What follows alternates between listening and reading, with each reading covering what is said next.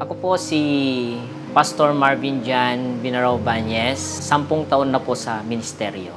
Ang nag-inspire sa akin, yung mga church workers na nadistino sa home church ko, sa aming lugar. Nakita ko yung kanilang kagalakan sa ginagawa na lang nilang ministry, lalo na ang pagbabahagi ng salita ng Diyos sa mga tao. Nung bata ako, lagi kong sinasabi sa mga teachers na nagtatanong sa akin, anong gusto ko paglaki?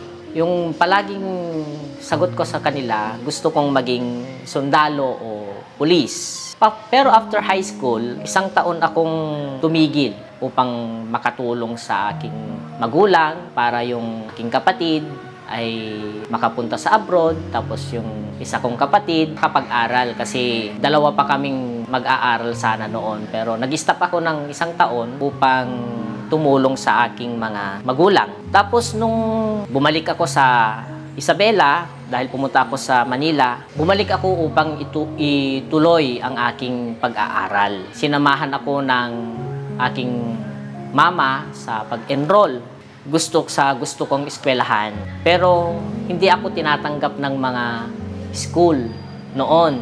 Ibang universities, ibang colleges, hindi ako tinatanggap sa mga school na yon. So, hanggang sinabi ko na lang sa sarili ko na magpastor na lang kaya ako.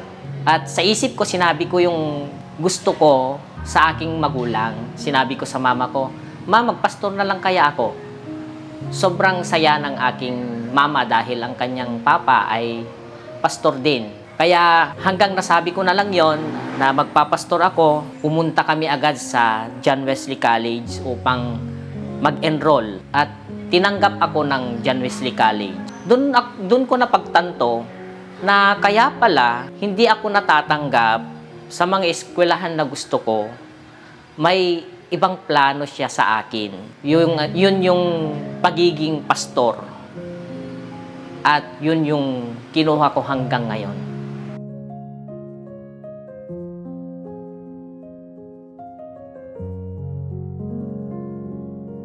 Yung first time ko na pumunta sa destino. Umulan noon, kaya nung pumunta ako, sobrang putik. Nakamotor ako at sobrang dulas ng daanan. Yung matutumba ka at hindi na makatakbo yung motor mo dahil puno ng putik yung gulong. Pero kahit ganon, ang saya pa rin ng pakiramdam kasi pagdating mo doon, makikita mong ang mga members na naghihintay sa iyo upang makinig ng salita ng Diyos.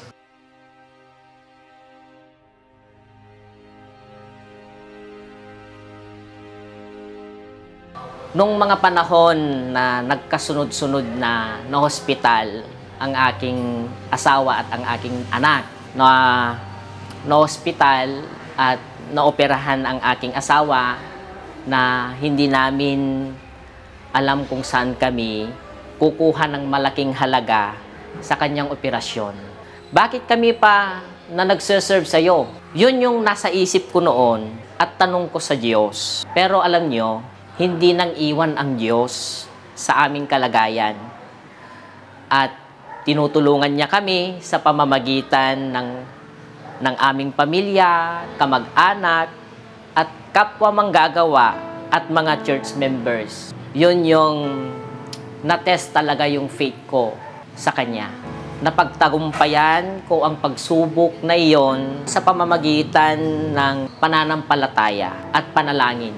Maraming paraan at mga tao ang ginamit ng Diyos upang tulungan kami. Sobrang ang galing ng Diyos. Kaya na-overcome ko yun na pagsubok sa buhay.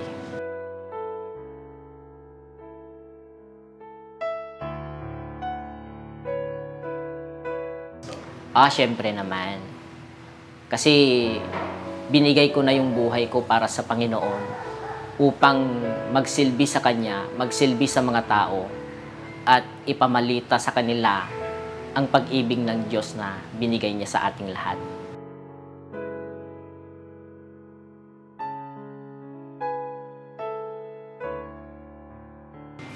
Sa mga young generation na gustong pumasok sa ministry, mahirap ang ministry.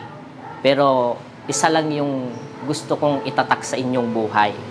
Anumang pagsubok ang mapagdaanan sa ministry, huwag susuko. Dahil alam natin na nandyan ang Panginoon para tulungan tayo, gabayan sa ating paglilingkod. I am Marvin Jan Binarao Banyes, and I am a pastor.